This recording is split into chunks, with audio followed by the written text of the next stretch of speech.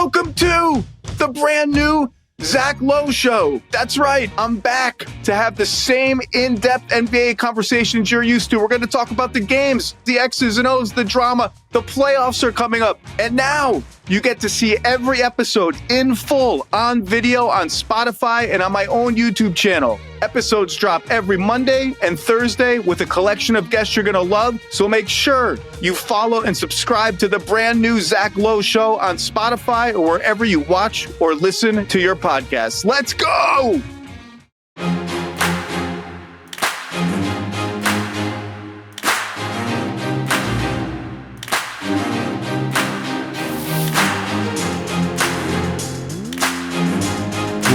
Welcome to the Ringer NFL show. Sheil Kapadia here with Steven Ruiz and Diante Lee. Owners meetings in Florida have wrapped up. The rule changes, the coach's breakfast. Which coach looked the most hungover at that breakfast? I don't know if these guys will have a take on that. GMs talking to the media, owners talking to the media. Who put a foot in their mouth a little bit at the owners meetings, because the players are paying close attention, as we will talk about here shortly. So we picked out sort of 5 storylines, including recapping some of the rule changes that we discussed on our last episode, where all of those left off, and then some of kind of the ripple effects from the owners meetings. Will these lead to anything with specific players, specific teams, specific storylines around the NFL? So that's the show today. We'll do that. And then next week, we will start diving deep into the NFL draft. Ruiz, how does that sound to you? That sounds good to me. I don't have a guess at the most hungover coach. Just blindly, I didn't look at any of the pictures, but blindly, I'm going to go with Mike Vrabel, I guess. Always that seems like a good choice, Diante. That's a good one. I'm trying to think. Based on the videos I saw who might be the most stressed out. Yeah. The one who was most looking forward to a week to go kind of Kyle Shanahan. Loosen up a little bit. Now, so I was gonna go Kyle Shanahan. He gets to be around his old buddies. You know, they can talk about all the fun times that they've had. You can hear about all the great offense that his friends had and kind of revel in that. So I'll definitely go with Shanahan. If you're Sean McVay and you know the Piss Boys are all going to be in the same spot, do you bring your ring? You're the only one that has a ring, right? Do you bring it and kind of wear it around town? I would. I would. This is me. Yeah. I don't know how often they do wear those rings, but I didn't think about that. You're right. Yeah, he is the only one. He can hold that over all of them. It's always hard to gauge because some of them are just used to not sleeping at all, so they always, sort of look tired. Some of them are coming West Coast to East Coast, and some of them probably got after it the night before the coach's breakfast. So you have to take all those factors into account and do your power rankings. Oh, I want to change my answer now. It's Nick Sirianni. He did, he was the one I looked at going, is he just not sleeping at all? Or did he have a nice night last night? It could be either or. Could have been a combination of both. He always looks like a sleepy guy. I'll say that. Yeah, I think, and he talks about his lack of sleep during the season and his sleep schedule. But now he can celebrate his Super Bowl and live a little stress-free maybe this offseason. All right. Speaking of Nick Sirianni, speaking of the Eagles, the rule changes. We're going to run through these relatively quickly because we did a big deep dive on these and how we felt about them during the last show. But the Tush push was really the story of the NFL owners meetings, where like if you describe this to somebody who doesn't follow sports, they would just be like, this is the dumbest thing I've ever heard. Like, how are there this many words and this many headlines being written about this? But in our world, it ended up being a pretty big deal, and it got tabled until May 20 to May 21st when the owners meet again for another round of meetings next month. So according to ESPN, 16 teams voted for the Tush push ban. You need 24 teams to change the rule. So that did not happen. So it sounds like they decided to table it, change the language, which it sounds like they might just change the language to it's not just the Tush push. It's you cannot push any ball carrier. This is what the rule used to be. I think it was pre-2004. So it sounds like they're going to say, hey, if we just change the language and make it that, so it's not just targeting one team, can we get 8 more teams to vote for this later this offseason? So that was the big one. Dr. Alan Sills, the league doctor, said it's not that an injury has occurred. It's that how catastrophic an injury could occur with this play. That was his explanation, even though there has been no injury and it's been run hundreds of times here. So he said it's not a matter of if, but when a catastrophic injury occurs. Ruiz, after you saw the hubbub about this week, a month from now, what do you think happens with this rule? Yeah, it's sounding like the momentum is going towards the rule or the tush push getting banned. It sounds like Roger Goodell is one of those people that wants to avoid any possible litigation in the future, which I mean, it's hard to blame them. I guess I buy that explanation a little more. The explanation that it's not about the injuries that have happened. It's about the injury that will inevitably happen.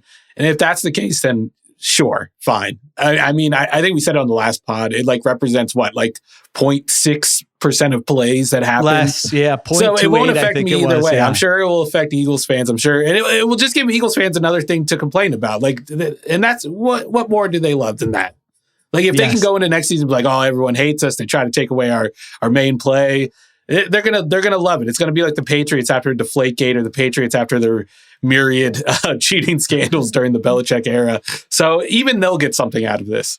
I would say it would be that times 100. You know, they've got they will have their list of who voted for this, which way did they vote, what comments did they make, and then those will become immediate enemies, Diante, at Lincoln. Not only for like the short term, I'm telling you, there will be generations of just, you know, when the Packers come to Philadelphia, like 35 years from now, there will be people being like, remember what they did back in 2025. So Ruiz is not wrong about that in terms of it will fuel some anger, fuel some outrage, which might be necessary among Eagles fans, given that they just won the Super Bowl. Can I say this one thing? Like, I think it is lame that all these coaches are kind of pushing back against the tush push and want to get rid of it. And we've seen like some of the other coaches who are more neutral be like, we don't want to play football anymore. Like that's the game. But I do think, and I agree with all those people, I do think it's equally lame, or maybe a little less lame, but still lame nonetheless, to adamantly want this play and be like, no, we got to keep this play. And if we don't have this play, then you're ruining the integrity of the game. I think either way, if you feel too passionately about it, you're on the wrong side. The right take is, who cares? I think Steven nailed where I'm at with it. I think the only wrong take is a passionate one. This is not an important enough thing for people to make as big a deal out of it as it is, unless you're an Eagles fan, and we know that they travel well. So to your point, Sheil, I think we're going to get a lot of social media videos of Eagles fans trying to sit behind the opposing team's sideline and trying to point out the GM and owner and giving them a piece of their mind throughout the season. That'll be good. I do think that the fact that this was tabled until May says that the NFL wants this play out of the game. I think that if it were anything else, they would have just made the vote be what it was during the owners' meeting. It doesn't get passed. Maybe we come back to this in the 2026 offseason. But the fact that it seems like there's a good enough push now to make this happen, I expect that to be the case. I think that the NFL is in a tricky situation with trying to talk about health concerns. And I think that they've positioned it a little bit better now, in terms of we want to protect ourselves from the injury that can happen, because I don't want to dismiss the fact that people's necks can be exposed taking these hits. And I know that the NFL is in a tough spot because the one thing they can't talk about are all the subconcussive hits that happen within a yard of the line of scrimmage for offensive and defensive linemen, because there's been so much litigation about, just the cumulative effects of head-to-head contact for linemen. So I know that they want to be careful about how they construct their talk about injury risk in that regard. And I think that if you're an Eagles fan and you're looking at this properly, this is now a part of the legacy of the last 3 years, right? Is like this play that really wasn't even that big of a deal. They would have been one of the best QB sneak teams no matter what. But now this play has been branded. It belongs to the Eagles, and it's now banned as a part of their legacy in winning a Super Bowl, or we expect it to be banned at least. And I think that should be enough to leave all parties happy. The NFL can say, we got this play that's not as entertaining for opposing fans out of this game. The injury risks that we've detailed, we've tried to address them. And Eagles fans can say, you guys are so bad at stopping this play and so bad at adopting this play that you had to outlaw it in order to get us to stop running it. So I think that's kind of where I'm at with it. And anything else after that, I think is just a little too strong from either side of the aisle. Yeah, I think I can't remember where I read it. I apologize, but I think I read that in 2021, when they ran the QB sneak with Jalen Hurts without the push, the success rate of that was actually higher than it's been in the 3 years since then running the tush push. And I'm absolutely open to the idea, if it's legitimate, that they have done studies and modeling and look at this and say, when an injury occurs, it's going to be really, really bad, and we want to avoid that. I don't want that. You don't want that. No one wants that for a player. It's also, difficult for me to square that within what I said on the last pod, which is that, okay, but you want to have more kickoff returns, and the touchback is annoying you so much. Even though the rate came down on that, you are making a rule that is most likely going to lead to more total concussions next year. And then it's just the nature of football, where it's just like, man, what play is not open to a catastrophic injury in any game in any given Sunday? So it's hard to square the two things, but I think that's why Ruiz is right about the passionate thing. Like,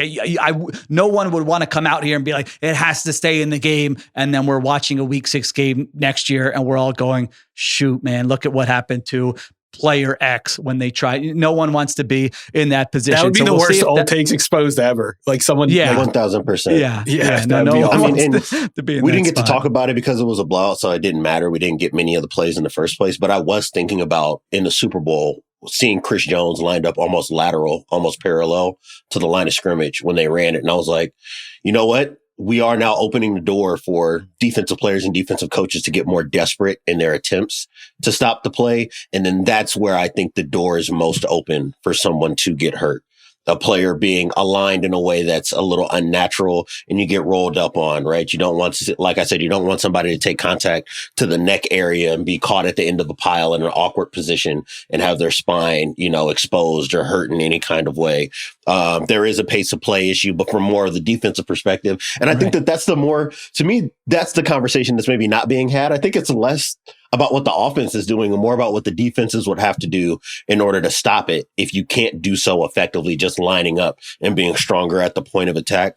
I wouldn't want to see that, neither would anybody here, like you said, Sheil. So I think that it's fine. It'll be gone. And in its place, the Eagles are just going to go no huddle tempo, QB sneak behind, 300, an average 320 pounds of mass across our offensive line. And they're going to convert it at the same rate, if not more than they did the tush push. And that's going to be most teams. The same with the Bills and all these other teams that are able to utilize their bigger bodied or their stronger quarterbacks in a sneak situation. We're just going to see that instead.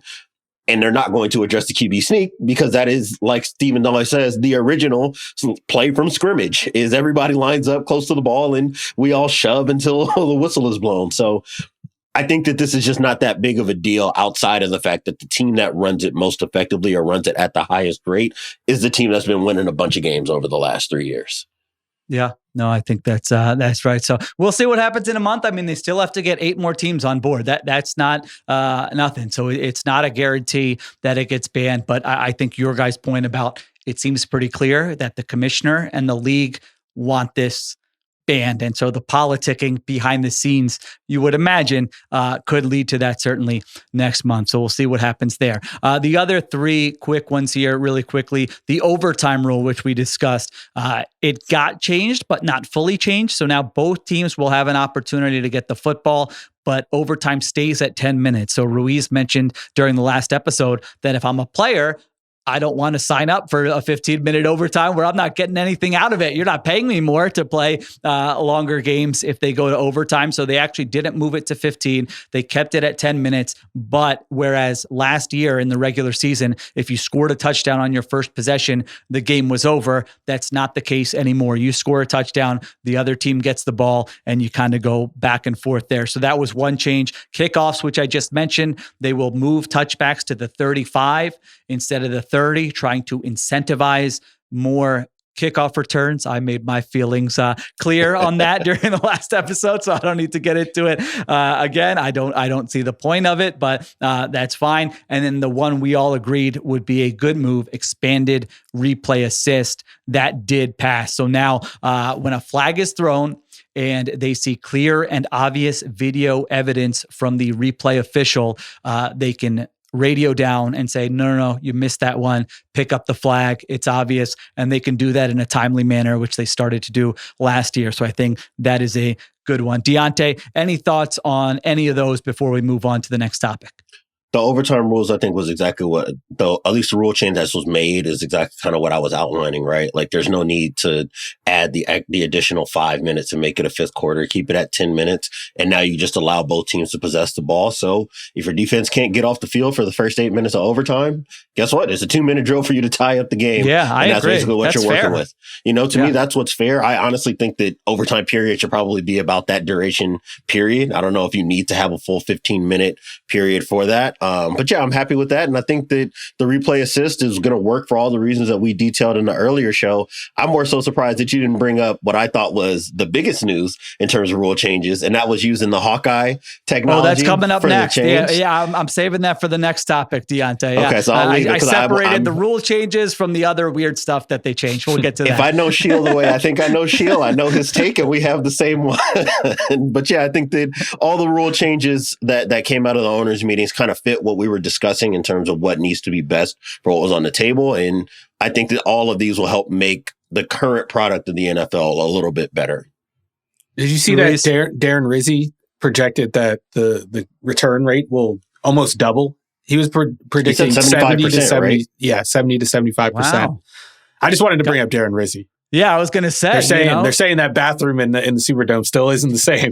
Listen, let's just say he has time to think about different mathematical probabilities at a certain time of day, potentially. It's not front of mind while he's at his desk, but he's got those opportunities, Ruiz. So I trust those. I trust the math that Rizzi kind of did there. Yeah, we need the Rizzler to be a head coach again. That's all I'm saying. We need another couple months of the Rizzler. Listen, is it a dumb thing to always remember? Maybe. Am I ever going to think of anything else when I hear Darren Rizzi? Absolutely not. He could go onto the Hall of Fame. He could become a head coach. He could win 3 Super Bowls. And I knew him way back when he was clogging toilets in his first time in his first time coaching a game with the New Orleans Saints. Okay, those are the rule changes. Let's take a break. We'll get to what Diante just hinted at, a little change with spotting the ball and a little scheduling change. All right, we are back on the Ringer NFL show. So this is topic number 2, some procedural changes. And the one Diante just mentioned, the Hawkeye system, Sony's Hawkeye system, cameras, not chains, will now determine a first down. 6 8K cameras placed around every stadium will track the ball, and it will be operated from New York, where they'll be able to tell, hey, did they get the first down or not? There will not be I was going to say men on the sideline. I'm assuming there are women who have been part of the chain gang as well. So people on the sideline as part of the chain gang will not be necessary to actually measure the first down. Now, refs, this is a key that I wasn't sure about and I had to read up on. Refs still spot the ball. So it's not like all done, digitally where they say this is exactly where the ball should be spotted. Refs spot the ball, but according to the reporting, replay assist can confirm the accuracy of the spot. So, Diante, what do you think about us incorporating some technology to the NFL to determine what is a first down and what is not a first down? I mean, this is so long overdue. Like, to me, and this is not even like a conversation like what happens in baseball with the robo-ump, right? Because I do think that there is an art to calling balls and strikes and having a feel for the game. And sometimes you just got to know that a ball in the corner of the zone sometimes is going to be a strike and sometimes it's not. And you've got to understand the ump that you're dealing with and how they see the pitch. This is not like basketball. We talked about that with replay assists where, the guy's fingernail is on the ball as somebody is striking his hand. Brutal. And that's part of the ball. So, I don't like having those conversations. For this, there is a clearly defined rule of what moves the chains. If you gain more than 9.99 yards, you move the chains. I don't need a ref pulling out the index card. I don't need all the time spent on, if the ball is spotted here, then it might be a quarter of a yard too short of the line to gain. Let's use the technology that's available. I think that my biggest takeaway, though, aside from the technology, is that now working the chain crew might be the most valuable job outside of the people who are actually on the field. Like, I can't imagine if I was on LinkedIn, if I was on Indeed, I don't want to do the big office stuff in the corporate office. I want to work on the chain crew where I just get to hold the thing. Yeah, I just get to hold the thing. I get paid, and I don't have to worry about the actual outcome of the game relying on my spot. Like, I'm sure there is somebody who works in the NFL right now that was maybe thinking about retiring early, and then this rule change came down, they might be able to squeeze another 5 years on that 401k, man. And I think that's the most important thing to come out of this. Yeah, no, that's a great point. Yeah, not a bad gig, Ruiz. I'm kind of against this. Okay, I don't why? know. Like, I don't like. It's not really improving on anything. Like, the chain was fine, and then it added the drama, and there was, I don't know, like the tradition of them bringing out the chains. If you're not spotting the ball with this Hawkeye technology, then I don't care. That's my take I do on think it. that there's a conversation to be had about half measures again with the NFL.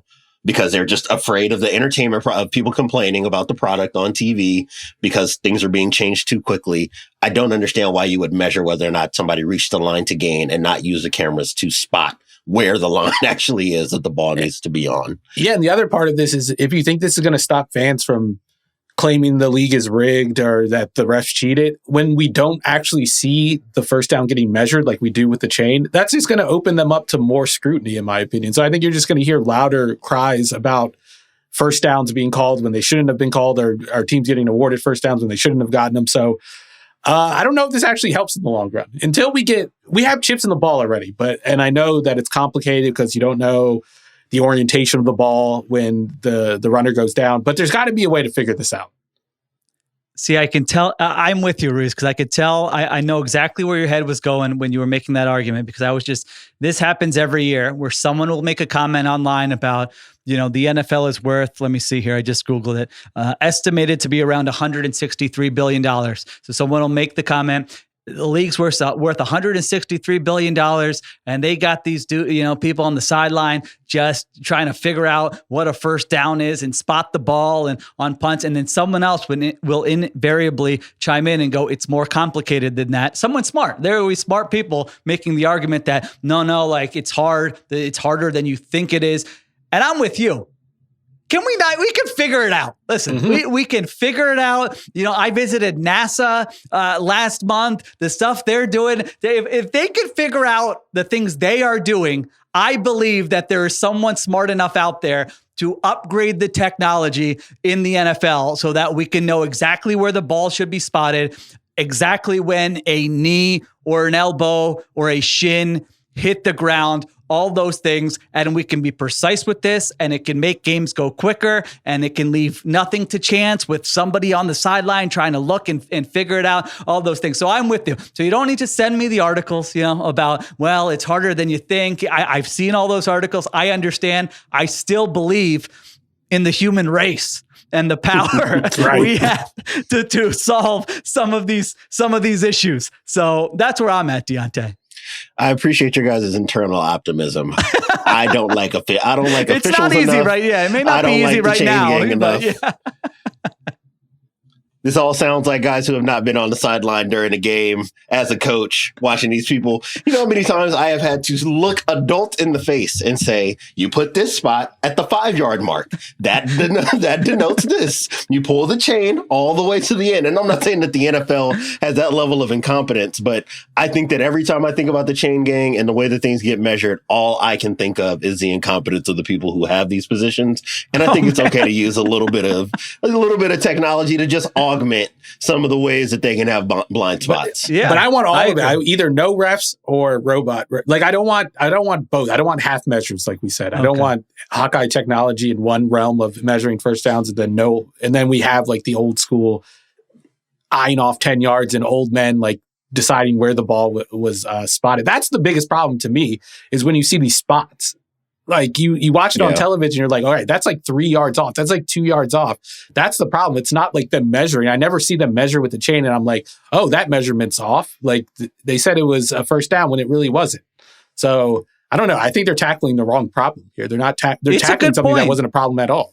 The measurement is not the issue. You're right. I mean, you are right about this. The measurement is not the issue because you go and you stand exactly where the ball is spotted, one person, and then the other person is 10 yards away. I assume somebody is measuring the chains, and at the time. And so that part should not be hard. The hard part is actually spotting the ball. And that doesn't change here. Although there was a throwaway line again in there that said replay assist will confirm the accuracy of the spot. So that's something to keep an eye on. Maybe that will be a bigger part of it than we think it's going to be, but they didn't want to make that the headline because they're not confident in it right now. But yes, eventually that's where we've got to get to one way or another with the smart people that we have in the world, figuring these very important problems about how to spot a football in an NFL The game. Darren Rizzies of the world, if you will. The Darren Rizzies of the world. That's right. Who can be the Darren Rizzi of NFL technology? That's what we're looking for. If you're a student out there, that's what we're looking for here.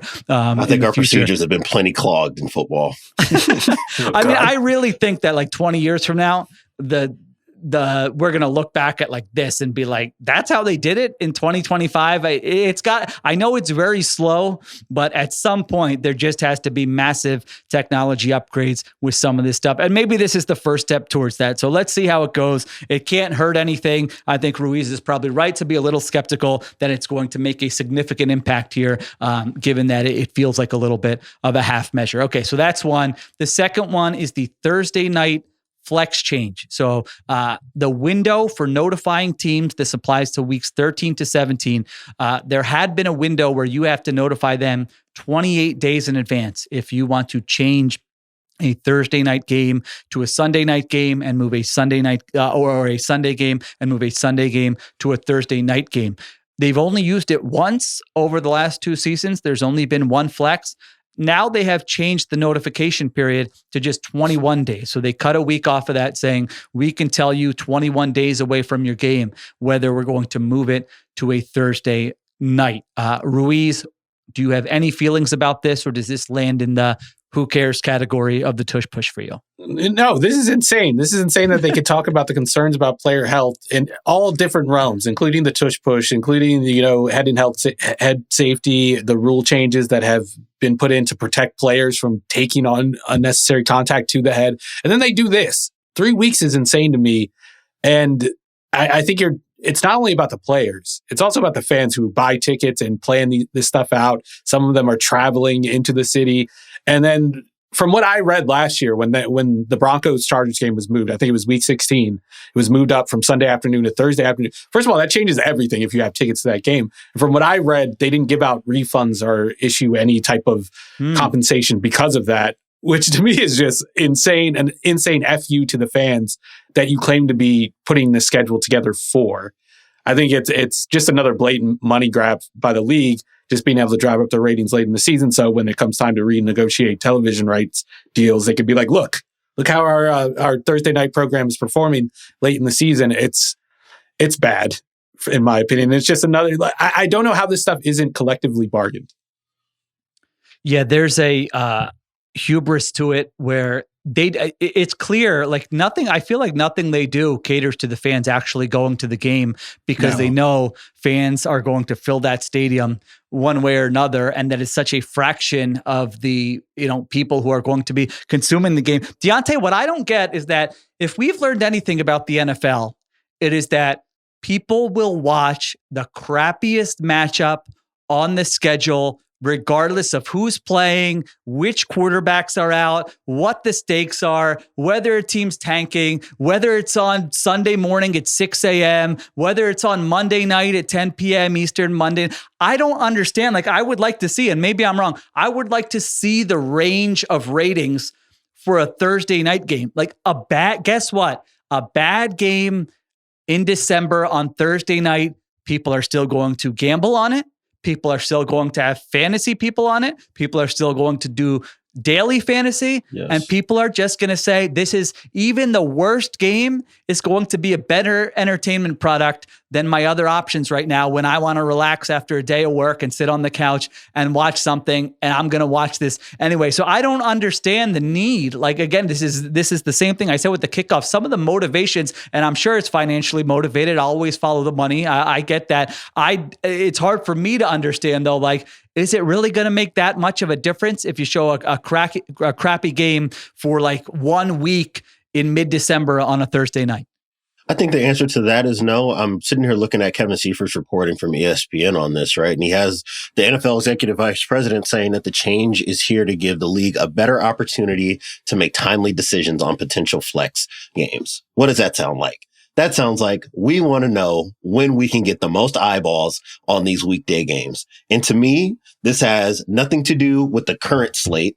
I don't think that this is going to be utilized in 2025 and 2026. What I think that this is for is the slow creep toward adding the 18th game, having an NFL broadcast on Friday nights or on other weekdays, having an NFL broadcast on Saturdays.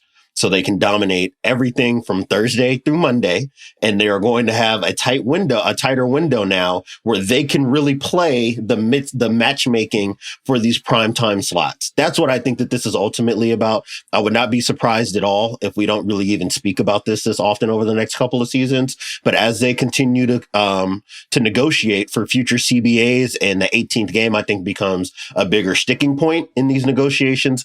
I think that anything we hear about scheduling between now and 2027, 2028, that range of years, I think is all going to be towards the march towards the 18th game in the regular season.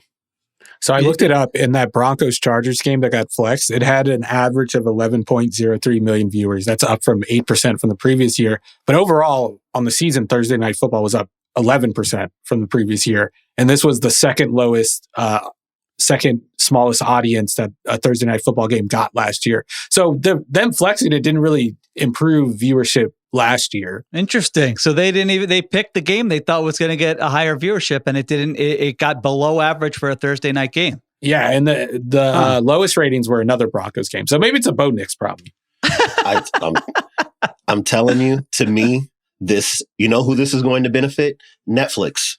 This is going to benefit all the streamers that are going to continue to fight for regular season rights. And now the NFL is going to have more mechanisms now to say, hey, we want to drop the Ravens in on the Netflix Saturday game or the Netflix Friday game. We want to drop the Chiefs into some of these slots. So again, I would just be, if I'm a fan, I would be I want to be hyper aware about what they start talking about with the weekday scheduling as the years go forward. You kind of saw that last year because the good teams really kind of got screwed with the flex scheduling. Like the Chiefs ended up having to play, I think it was like 4 games and it was like 3 or 4 games in 18 days. And I remember Patrick Mahomes complaining about the Ravens. Something similar. Yeah, the Ravens were in a similar situation because they were on the Christmas game. So yeah, you're kind of screwing over some of your better teams. So maybe you get more eyeballs on those teams in week 16, week 17, but maybe they're worse off for January. And you're not getting marquee matchups later in January, which is where you really get your viewers. Yeah, I like Diante's point that maybe it is just kind of laying the groundwork to have that flexibility as they open more windows. I like that Diante didn't mention, it was cute you didn't mention Tuesday or Wednesday, Diante. You forgot. Those are coming. Yeah, Trust you forgot me, 2 days of the week. coming. I'm just saying. Those are coming as well. So we'll see what happens to this. Again, it's not like it's something that's going to theoretically happen a lot. It is just an option now for the NFL here to move forward to change those games. And Ruiz's point about the fans should not be forgotten. I mean, we've all been to NFL stadiums and you talk to friends and fans and you plan road trips, right? You plan flights around these things. You plan events around these things. And now 3 weeks before you potentially are flying to a city to see a game where you've spent literally thousands of dollars when you go airfare, hotel, tickets. I mean, we are talking thousands of dollars. They can just pull the rug out from under you and say, sorry, that game's going to be on a Thursday this week. And to Ruiz's point, you have no recourse. I mean, I really think if they were worried about doing the right thing to the paying customers, it should be pretty easy to offer some kind of, hey, we're doing this at the last minute, whether it's a credit or a refund or something. We know they don't care about that. We know. Come on. Yeah. If you went into the league office and said the word restitution, they would laugh. I think that security would come boot you out of there. I wouldn't even make it inside the door. Yeah, I understand that. We're talking about a perfect world. Maybe that's like a May or June episode. The NFL in a perfect world. Yeah, that there are some of these things they could do to help out their fans. All right. Those were the procedural changes. Now we get to some team player stuff. We go to Cincinnati, which has been in the news a lot this offseason. They signed Jamar Chase. They signed T. Higgins. But now we got a Trey Hendrickson standoff. All right, so what happened here? Let me give a little recap. You guys can fill in anything that I missed, but it's no secret. Trey Hendrickson wants an extension. He's got 1 more year left on his deal. He's entering his age 31 season. He's coming off a phenomenal 2024 season. But Bengals executive vice president Katie Blackburn, and this is via ESPN.com, was asked about Trey Hendrickson at the owners' meetings and said, I think he should be happy at certain rates that maybe he doesn't think he'd be happy at. I think some of it is on him to be happy at some point. And if he's not, that's what holds it up sometimes. So, it takes him to say yes to something. And also, we have all the respect in the world for him. She did say some nice things about him afterwards, but that, justifiably irked Trey Hendrickson, who he and his agent said, hey, let's do some media after this. We don't like this. And Trey Hendrickson goes on the Pat McAfee show the next day, I believe it was, and calls the communication from the team poor, says the team has not communicated with his agent directly, says he doesn't want to deal with incentives that are out of his control, and that he doesn't want a short-term extension. So Hendrickson was irked by the comments. The comments were the comments. As of this podcast, Trey Hendrickson is still on the Cincinnati Bengals, but this is something that either gets resolved or doesn't get resolved, I guess, between now and week 1. Ruiz, what is your stance here on how this played out, how it might continue to play out in the future, and sort of what you would advise the Bengals to do if they called you up and said, all right, we might have created an issue unnecessarily. How do we fix this thing? I thought the comments from Blackburn, especially the ones about his happiness and him he thinks he'll be happy if he's getting this much money, but he might be a little happier if he gets less money. That's just insane. She should have quoted him more problems or something. Yeah, she was. But I kind of understand the hesitance to give him what he wants and give him a long-term deal. I think that's the main sticking point here, is that the Bengals want him on a short-term deal. He is on the wrong side of 30, and I understand that. He's also not a player that necessarily affects the game on all 3 downs. Like, he can close out a must-pass situation with the sack, but he doesn't always get you to that situation with like early down run defense. I think that's where like the shorter arms kind of come into play with him, is on early downs and against the run, not necessarily as a pass rusher. So I kind of get that from their perspective. You don't want to pay Myles Garrett money. I don't think it would be Myles Garrett money, but you don't want to pay like $30 million a year for a guy who is really an all-pro or that type of player on 1 down or in one certain situation. And he's over the age of 30. So I get it from their perspective. I think this discourse that we're getting through the media is bad, and I would be pissed if I was Trey Hendrickson and they were trying to put it out there like this, like they weren't making you, I think, 3rd on the list of priorities this offseason with Chase and Higgins. Obviously, that sounds like where some of the frustration is coming from. But I was confident that the Higgins deal would get done and the Chase deal would get done. At this point, I'm not so confident that something's going to get done with Hendrickson. What do you think, Diante? I mean, when I was looking at Blackburn's comments, I was like, what are you doing? What are you doing? What does it serve? Like, to what end do these comments serve? And to me, like, not only would I be offended if I were Trey Hendrickson, this is also not a happiness conversation at all. If you want me short term, pay me $35 million. If you don't want to put $35 million in guaranteed money while I'm 32 or 33 years old, then extend the years. And you're going to have to deal with some of the cap casualty stuff that comes with that, tacking on void years at the end of my deal to take me until I'm 35, 36 years old, and I will retire here. That's the conversation. This is very easy. This is not a prime, this is not a guy in his prime, right? He's not 27. He's not 28. I don't think Trey Hendrickson's asking price is going to be at the level of Myles Garrett. I think that he's wise enough to know the team that he's dealing with. Otherwise, he would have found a trade partner that would have paid him maybe a little bit less than whatever his sticker price would be. And the Bengals could get some draft capital back, and then he could go get a longer term deal elsewhere. The fact that he wants to stay here means that he's trying to negotiate in good faith. I'm assuming, right? And we're coming to this with some incomplete information in terms of what the negotiations might have been.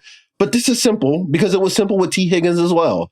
Pay up early, and now you can get some terms that work for the team. And if you don't want to pay up early, extend the years so that I make sure that I have some security, and you're going to have to deal with the cap ramifications that come from that. Either way, if I'm Hendrickson now, this tells me I'm not going to be there in OTAs. I'm not going to be there at the start of training camp. I'm not showing up until you get this number right or you trade me. It's one of the two, really. I don't know what else there is to say in this conversation if we're not going to have a negotiation at what his worth would be given the fact that he has produced 35 sacks in the last 2 years. And this is not me saying that Trey Hendrickson is a top 5 edge rusher. It's just saying if you produce like this on a team that has playoff aspirations, there's a tax that comes with that. And you've got to pay the tax if you want to keep your good players. That's where it sounds like Hendrickson is like hurt the most about this. It sounds like he's actually hurt by this. Like he thought if he just came in, like, cause he's been looking for a new deal for the past couple of years. And he comes in, he gives you 17 and a half sacks 2 years in a row.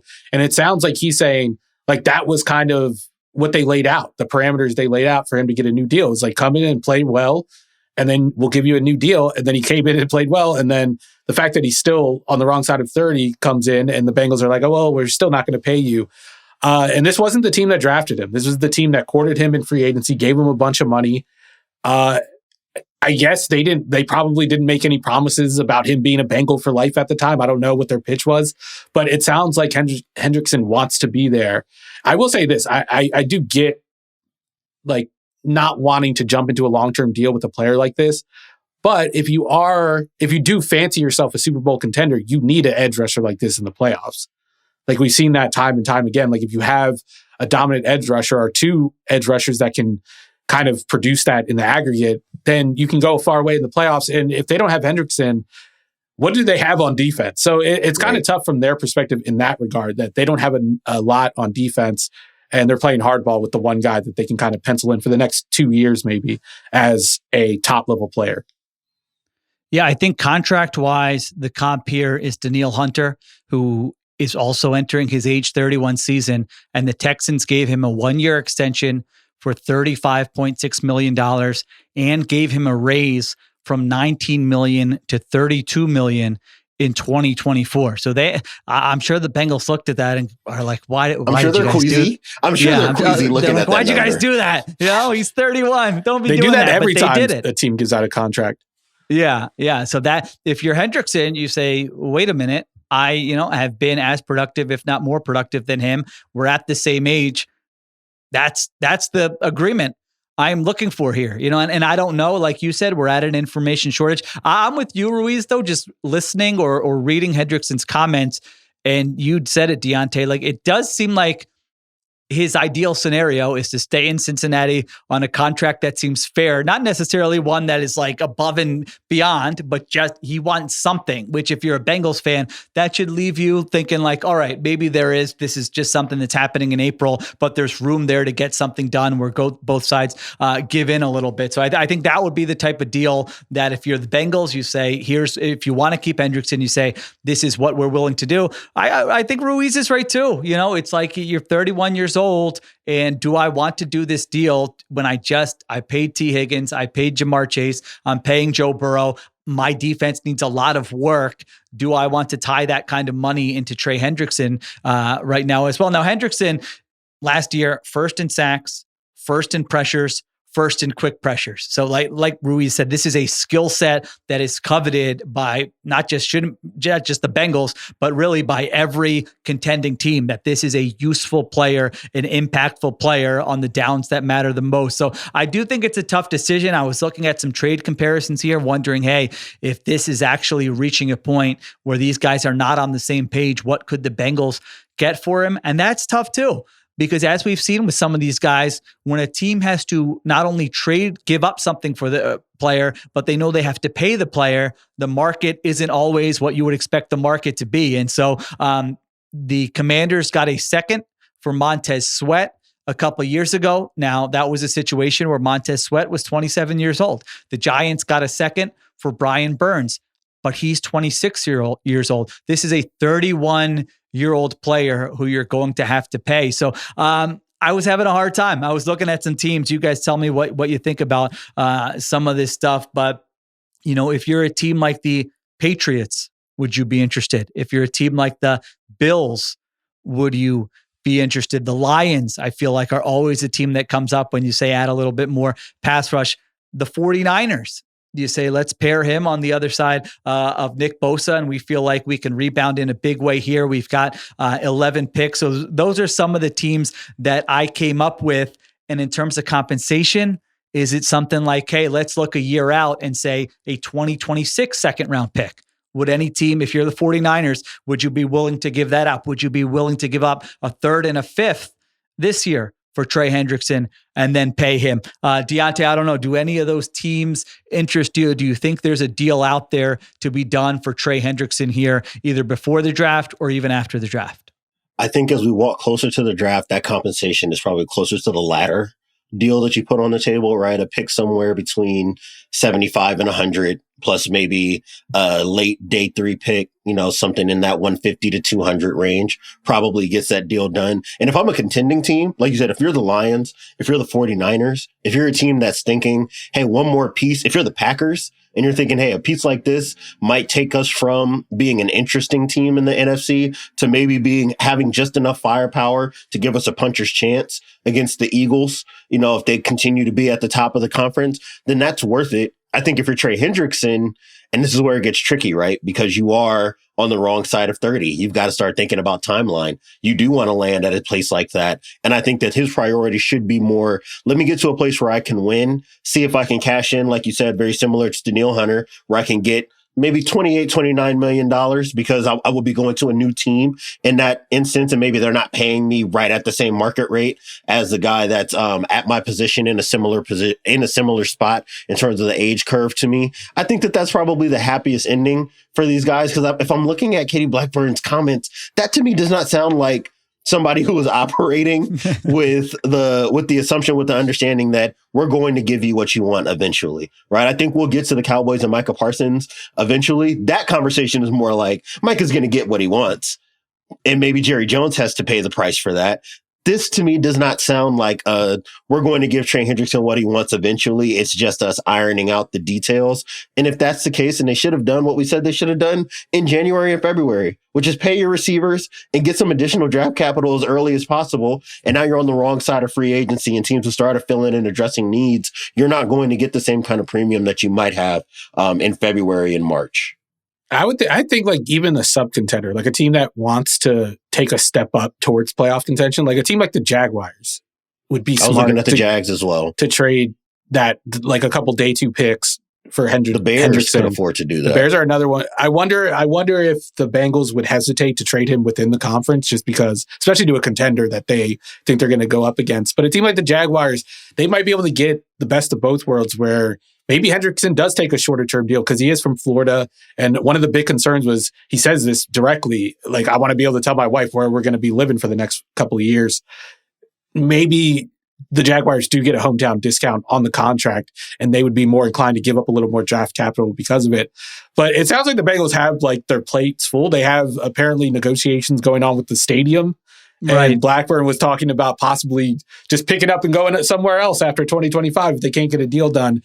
I don't even know if Hendrickson is high up on their list of concerns right now. I think once they got the Higgins and Chase deals done, they were kind of like, well, if we lose them, we lose them, but we're fine with that.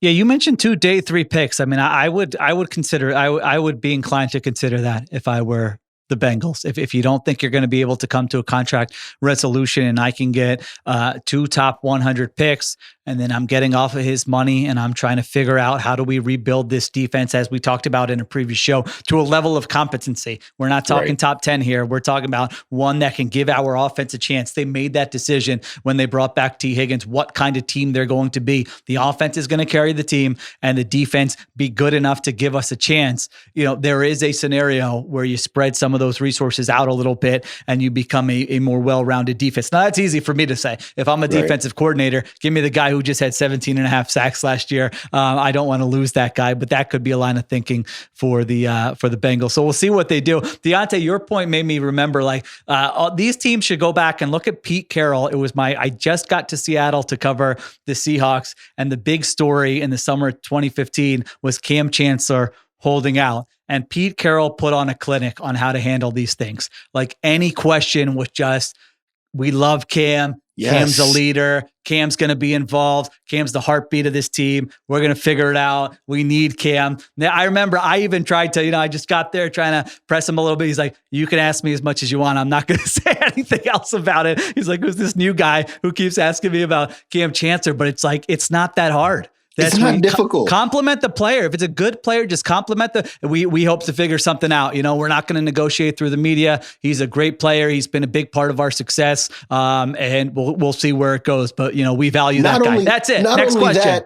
The best way to make Trey Hendrickson feel good is say, like, hey, we recognize guys like Jesse Bates, our other veterans that have walked out, Chidobe Awuzie, guys from the defense that got us to the Super Bowl have left because we've had to prioritize other things. Trey Hendrickson is our bedrock. We did that understanding that our bedrock is this guy who has been productive no matter what we've put around him. We know the defense hasn't looked the way we wanted it to, but that has never wavered in his production and how he approaches every day. This is our star guy. We're going to make sure no matter what that our star defensive player feels like a star defensive player for as long as he's wearing our helmet.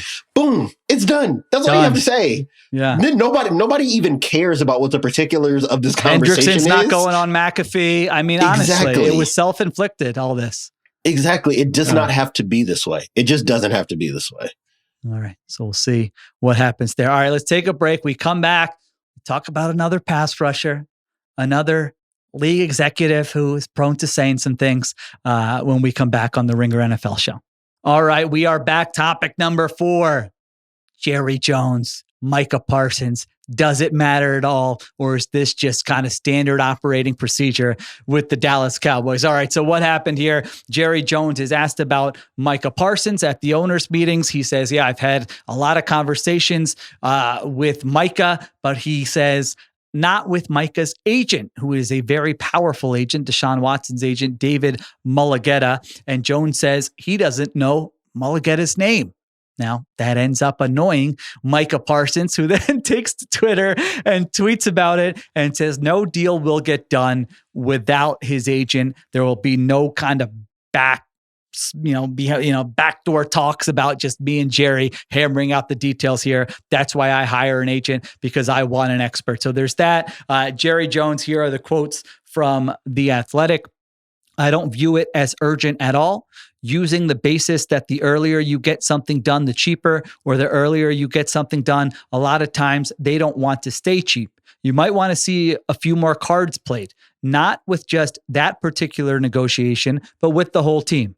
I know I'm kind of being a little defensive here, but the idea that the only success is getting a contract done at an early time is incorrect. I'd rather pay more and get it right than have paid less and screwed it up. You can screw it up pretty good. You can go too early and misread the athletic ability. You can misread availability for the future. So that's what Jerry Jones said. He also said, some great quotes. I'll get you some. He knows how to get himself in the headlines. I have a lot of confidence in managing money, Jones said, and I have a lot of confidence in looking around the corner, getting a feel for where the revenue is going to be or not be. And then last one I'll give you guys. I've never had anything I wanted that I couldn't get ever. I'll figure out a way. To which, as we say in the Kapadia household, MBN, which stands for must be nice. Must be nice. Jerry. So must there be you nice. go. Ruiz. I know something he hasn't been able to get no matter how much he wants it. And that's an NFC title game appearance for 29 years, Jerry. You playoff that. wins, period, before we even get to NFC title games. I want to know what happened to Jerry when he was a young businessman that made him act the way that he acts. Because his attempts to avoid playing his cards early have gotten him into a lot of trouble and have cost him a lot of money over the past couple of years. I don't know how he still considers himself some shrewd negotiator with these players who have taken him to town. Like Ezekiel Elliott won. Dak Prescott won. Micah Parsons is going to win. He's going to get whatever he wants. And this idea where waiting longer to do the deal gives you more information. Like, what more information do you need? It's Micah Parsons. There's been a report that they made him an offer to be the highest paid non-quarterback in the NFL, beating out Garrett's $40 million a year. So if that's already on the table, what more do you have to wait? You've already decided that this guy is perhaps the best defensive player in the NFL. What's going to change your mind over the next couple months or over the next year that's going to persuade you to not give him this money? It's just another example of him overthinking, taking too much time, and ending up missing the market and overpaying a guy that he could have gotten for much cheaper if he got a deal done earlier.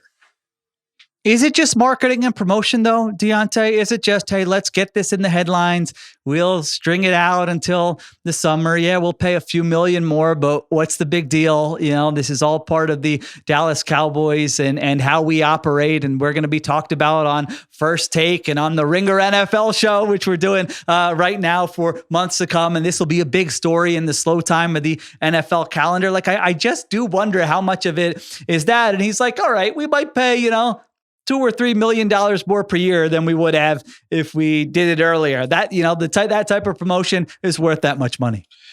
I think that that's a rosy way of looking at it, but I don't think it's wrong, right? I don't think it's wrong. I do think that that's marketing and promotion because there was nothing there that hints that he doesn't know who Micah Parsons is. Right. I'm rolling my eyes as you're reading the quotes because I'm like, this sounds like he thinks that he's a genius and that we are all idiots. And I'm like, I have eyes. I know that the problem here is not trying to project who Micah Parsons is going to be because you've known who he was since day one. It's very obvious. You're not waiting here. This isn't the oil business where you're speculating on what's going to be where. Like, that's what I don't understand why you're talking this way. And to me, I think maybe the funniest part of it is the David Mulligetta thing because I'm just playing it out in my head. Sheil, I'm Jerry Jones. I call you, you're Micah Parsons, and I ask you what you want. This is a short conversation, right? Yeah. Steven, what's your number?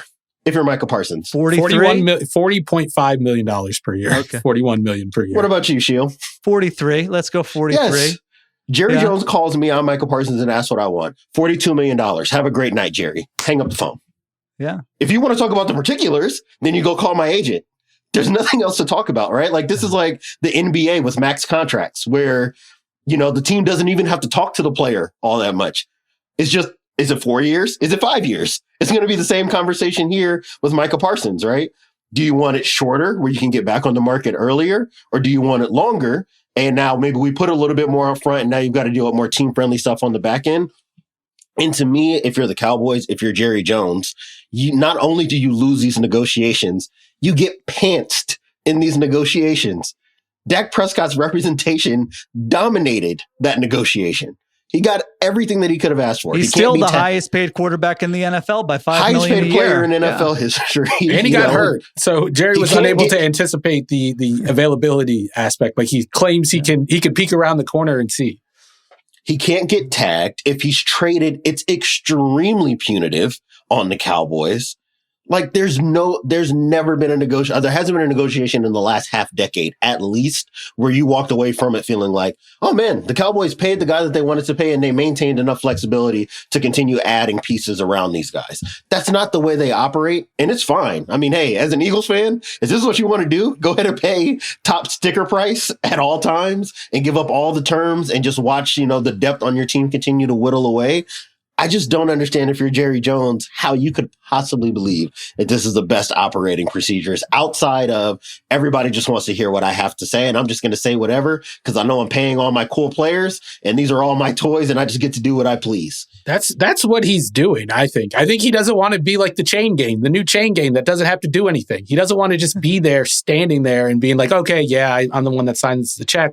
If he can't put his business acumen to use, then what's the point of him being there? He's not the guy picking the players any longer. Yeah, that's all he could do is negotiate these contracts and try to get one up on the player. And all of his attempts, though, they always fail because there's a market dictating these prices. Like you don't get to individually decide how much you're going to pay Micah Parsons. The Browns indirectly decided how much you were going to pay Micah Parsons, and the market is always going to do that. So I think it's just him trying to hold on to any control that he has over how the team is built and what it looks like and try to get any credit for their success if it comes eventually. That's the thing. There's no scenario here, in my opinion, that they're going to come to an agreement on a long-term deal between now and week one.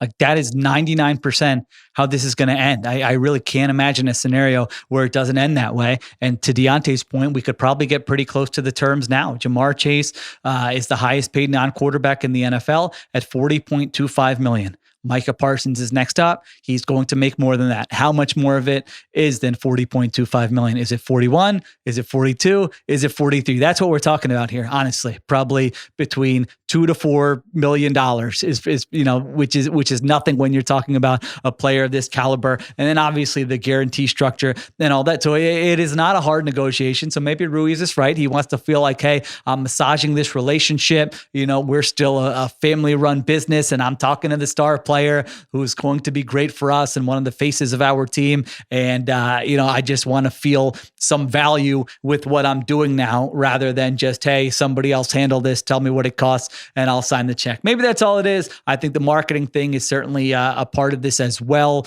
This is somebody who loves holding court at a place like the owners' meetings, where you go to these events.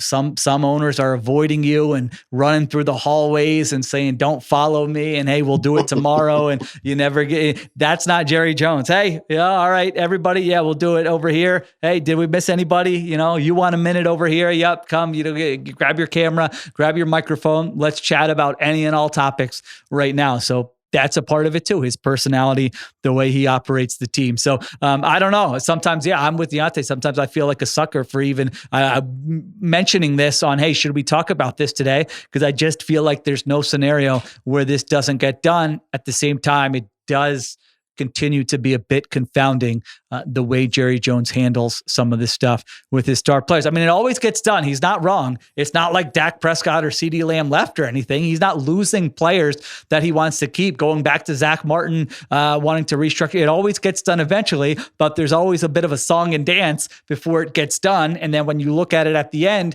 you don't look at it and say, you gained anything from this. Right. When you just go to the over the cap page of what the contract looks like, you didn't gain, the player gained something from this. You didn't gain anything from this. So maybe he looks at it and says, hey, my players are going to get paid a little more. They're going to be a little bit happier. That's going to lead to a good culture. At the same time, to Ruiz's point, it's been 29 years since you've gotten out of the second round of the playoffs. So I don't know that that's giving you the edge that you think it's giving you. All right, so congratulations in advance to Micah Parsons, because he's going to end up getting like 80% of his contract value guaranteed, because David Mulligetta is going to take him to the cleaners. And I mean, if there's someone you don't want to do this with, it's Micah. Micah Parsons might be the most online superstar in the NFL. He's the last guy who wants to be reading these quotes, being like, "What? You don't know my agent's name? What are you talking about?" type thing. But that's okay. It'll get done. You could tell that Mulligetta has no concern whatsoever about this either, because he was asked about it. He's like, yeah, whatever, I don't care. I just care. Like, whatever Micah wants is what Micah gets. He's not threatened in any way, shape, or form by Jones's posturing. Yeah, no doubt about it. All right, last topic here. The old man quarterbacks. Now, listen, we swore a moratorium on Aaron Rodgers until he signs. You guys tell me, what do we want? Is there a special format we want to do? Do we not want to discuss it? Do you want me to just mention the highlights and you each give 10 seconds on it? Because I don't want to speak for the group here. We're kicking around ideas, and Rodgers' name is certainly in the headlines, but we have the ability. We're like Jerry Jones with the Cowboys. We have the ability to determine how much we want to discuss this, how we want to discuss this. Ruiz, what do you think? Can we take the Bill Parcells approach and just refer to him as the player? The player. Okay. So we'll talk about it, but we will refer to Aaron Rodgers as the player. That seems good, Diante. Go to a little middle ground here. I can do that. Let me see. Let me make sure I don't screw it up. So we're going to talk about the player. Per The Athletic, the Pittsburgh Steelers were first interested in Matthew Stafford. Didn't work out. Turned their attention to Justin Fields. Didn't work out. Came down to Russell Wilson and the player. They brought the player in. They didn't want Russell Wilson. The player was hanging out in Pittsburgh. The player was throwing with DK Metcalf at UCLA. Owner Art Rooney said, "We keep hearing that the player is headed in our direction. All signs are positive so far." On the other hand, the player reached out to Vikings coach Kevin O'Connell. They know each other from their playing days, and O'Connell talked to him, but it seems like nothing is going to come of that as of now, unless potentially JJ McCarthy doesn't look healthy, has a bad spring or whatever. Maybe they go back there. So right now for the player, it looks like Pittsburgh, Minnesota, or retirement. Ruiz, that was a great idea. I thought I was going to screw it up multiple times. Where are you on what is going to happen with the player in the weeks and months ahead? No, you did a great job on that. I commend you. But the more I think about it, the fit between Arthur Smith's offense and what the Steelers do and the player and what he prefers, the more I kind of am talking myself into this working out. I know by August I'm going to talk myself into the Steelers making the playoffs and winning a wild card spot. I'm going to be saying Tomlin's done it with Duck Hodges. He's done it with Mason Rudolph. Of course, he can do it with the player. The player's won 3 MVPs in his career. But I will say this. I think the fit is better than we all think, just because we have seen Arthur Smith operate or thrive really when he was in Tennessee as a play caller, running a system that was adopted from Matt LaFleur. And we saw Rodgers. Oh, damn it. I messed up. We saw the player win 2 MVPs under LaFleur in the same offense. The difference was like usually we've talked about Rodgers not liking to go under center and running. Ruiz, come on, focus here. It's impossible. I don't know how you were able to do it. We saw the player didn't like to go under center and run play action, but the player was able to run play action from the gun under LaFleur, and I think that Arthur Smith will be able to run a similar style of offense where he can jerry-rig his offense. So Rodgers, I'm done. I'm done talking. Diante, the player does not have interest in taking input and feedback from a new coordinator who can help him be the best version of himself. The player wants to do what he wants to do. That was a few years ago. Then when he got his opportunity, the player brought in his guy, did what he wanted to do, and he's learned his lesson. I don't think the players learned anything. I have no interest in this marriage. You're good at this, Sheil. You're good at substituting the player. I have very little interest in the player at this stage in his career anyway.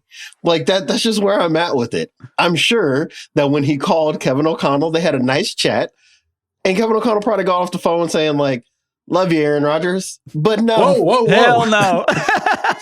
But the answer is no. The answer is no. I think that this is going to be Pittsburgh for the player. That's where he's going to land, because the owner doesn't come out and say this unless he has talked to his head coach and said, "That's true. We are starting the 2025 season with this player as our starting quarterback." Right? There'd be no need to be maybe not definitive, but there's some very clear hints pointing in that direction. And I think that that's just what it's going to be. I think that Tomlin's probably made his peace with it. And the fact that they continue to say, hey, it's not our timeline, it's Aaron's timeline. We're not worried about what the player is going to do. He can do whatever he wants, right? Like when he's ready to show up, he's going to show up. We're not worried about him with OTAs. We know the guy's going to be a professional. We're not worried about this. We're not worried about that. Whenever he's ready to show up, it's his show. All right. That tells me what it's going to be, and I cannot wait for the mess that will be the 2025 Steelers with the player at quarterback, those 2 receivers, and Mike Tomlin trying to hold this house up on his shoulders once again. Over under on how many games they win. With the player at quarterback? With the player at quarterback. I'm setting it at 8.5. Okay. You're a little bit more optimistic than I am. I was sitting at 7.5. Yeah, I in my head said 8.5. I would lean to look into it further, but I can't get over what Tomlin has done with other quarterbacks throughout his career, where I've learned that I've written in many a bold prediction column at multiple jobs about this is the year the Steelers finish under 500. And guess what? It's looked stupid every time. So I'm a bit gun shy about predicting that. But you know what? I may be willing to do it again this summer. Let's see how this plays out. They win 10 games with the players, all I'm saying. What you do is you just call up that the floor. Division and conference. Not a chance. You know what? Pittsburgh has benefited so much from the fact that they had to see Baltimore in the wild card round, and that game was over so fast that we didn't have to spend much time thinking about it. It is very easy to forget that in December, the defense hated each other too. They fell apart. They were a train wreck. Yes. Everybody in that building was sick of looking at one another. Hayward was calling out guys. We'll say guys. I think people have some feelings about who those guys were. Certain safety. But he was calling out guys, for not playing very well. If you watch the tape, their linebacker room was not playing at the level that it needed to. Their edge room was a mess because Alex Highsmith wasn't healthy for all season, and the guys they brought in didn't really provide very much. And they still have a corners problem. And I don't think that the defense enjoyed the quarterback situation as it was last season. Why would it be any different with this one? And they won 10 games. They won 10 games. Everything you just said, they won 10 games. And that's like the Steelers locker room every season, apparently. Sometimes we learn it a couple of years later, but this time we got the news during the season. I don't know. I just think like the offense will be much better than it was last year. I think we're underrating how bad Russell Wilson and Justin Fields were. Oh, man. All right. Well, we will discuss the player more when something else happens. All right. Another old man quarterback, Kirk Cousins. Arthur Blank with these owners. I mean, unbelievable. Some of these quotes. Arthur Blank said he had an hour-long conversation with Kirk Cousins where he took 5 pages of notes. First Produce of all, them. I want to see them. I want to what see kind them. of flex is this? Who cares? Can we put in a FOIA request to get these notes? Yeah. I mean, that's just unbelievable. Like, I love that he thought that was a flex. Like, I took 5. What? Why you probably didn't need to, my man? You know, I think that could have been a very short. You wasted an hour. Hopefully, you were talking about, you know, his kids and family and golfing in Atlanta and all that, because I don't know what you could have possibly been talking about in terms of football for a full hour. But the cliff notes, or maybe if someone had Arthur Blank's legal pad, it sounds like this is what it might say: is that Kirk Cousins wants to start somewhere, but might wait or wants to wait until after the draft to decide where that could be, because he doesn't want to get traded somewhere. He's got the no trade clause, so he does have some leverage here. He doesn't want to get traded somewhere and then see that team draft a quarterback. I don't know why that would be at the top of his head. Maybe he's a little, paranoid. I don't know, but that's in his head. So he wants to wait. Diana Rossini of The Athletic says there is some smoke around the Cleveland Browns trading for Kirk Cousins. The Steelers, as we just mentioned, could also be an option. And so there you go. It sounds like Cleveland, Pittsburgh, or just hang out in Atlanta and collect a paycheck. Not a bad gig, to be honest. I wrote down here, Ruiz, Team CTC would say, Kirk, because I was thinking about his no trade clause. Don't waive that thing for anybody. Kirk, do this. It's a quasi-retirement. So in other words, you're not retiring because you're not giving up that money. You hang out in Atlanta. That's where you moved your family. Nice place to live, I would assume. You can help out Michael Penix Jr., but you can let your body recover. Take some reps at practice, but give the young bucks an opportunity. Prepare for life after football. So you're still studying the league. You're studying other teams. Maybe you want to go into content next year. Maybe you want to go into broadcasting. Maybe you want to coach. I wouldn't, as Team CTC, I would not suggest coaching, but that's up to you. Maybe you want to do that. You don't have to move your family. That's option number 1.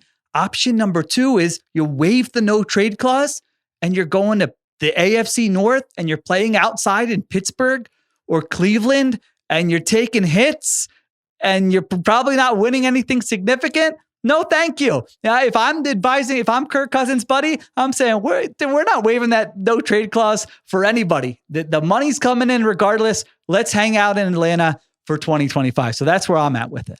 That's what I would do. You could just be a member of the chain gang. Just sit there, don't do anything. You can wear your jersey and everything. But going back to the notes thing, what were the notes that he took? That this guy is 36 years old, injured, and scared to compete. Tools.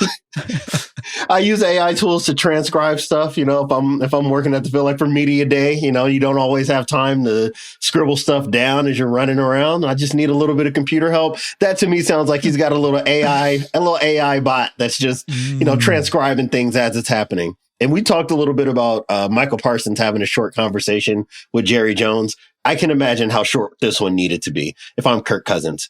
Hey, if you got something for me, talk to my agent. If not, see you in September. That's it. What else is there to talk about? I'll see you when it's time for me to see you. I'm not going to be the starter here. My money is guaranteed here anyways. You guys are the ones who have to figure out what you're going to do with me. I don't have to figure out what I'm going to do with you. Yeah. If you find me a spot where I can go start after the draft, go ahead. If you want to June 1st me, be my guest. My money's coming either way. But don't call me until you've come up with what your idea is. I'm going to be hanging out in Metro Atlanta or wherever he likes to vacation up until training camp kicks off. It's just hard to find a landing spot for him at this point. He goes to Cleveland. What's the upside there for him? I don't know why. There just isn't one, honestly. There really isn't. Who knows? So you think Rodgers would be I was doing so well. You think the player would definitely be a better option for Pittsburgh than Cousins? Yeah. Well, I would agree with that. Yeah. I don't know that I agree with that. But we've seen the player look more like himself, or like the type of quarterback you would need to get your money's worth more recently than we have seen from Cousins. I don't know. Cousins had some moments. Cousins, the first couple months, he had moments. Yeah, but what about the last couple months? And that's the problem that's hard to get over. That's true. See, and I think the inverse is true of Rodgers, right? Yeah. The inverse is true of Rodgers, where he finished much better than he started the season. I don't know if the distance is wide in either direction. I mean, if you absolutely had, if you told me my job was on the line and I had to pick one of these two guys, I'm going to take Rodgers and just hold my nose and hope for the best versus having Cousins. But I don't think that anybody's going anywhere with either of these guys. And if I'm Pittsburgh, at least because we're so veteran heavy, I'd much rather have Rodgers just for the sake of the ceiling. All right. So we'll see what happens with those two guys here in the next month or so. All right. Those are all the topics, fun conversations around the NFL, things that were happening in the last week here. Next week, we might have a little mock draft for the audience. We're still figuring it out, but I haven't done a full mock draft yet. Maybe we'll split up some teams, go over some picks, and get into that as we are quickly approaching the 2025 NFL draft. All right. Thank you to Stephen Ruiz and Diante Lee. Thank you to Christopher Sutton for producing.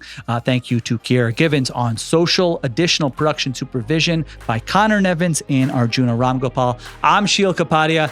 We will talk to you next time on the Ringer NFL Show.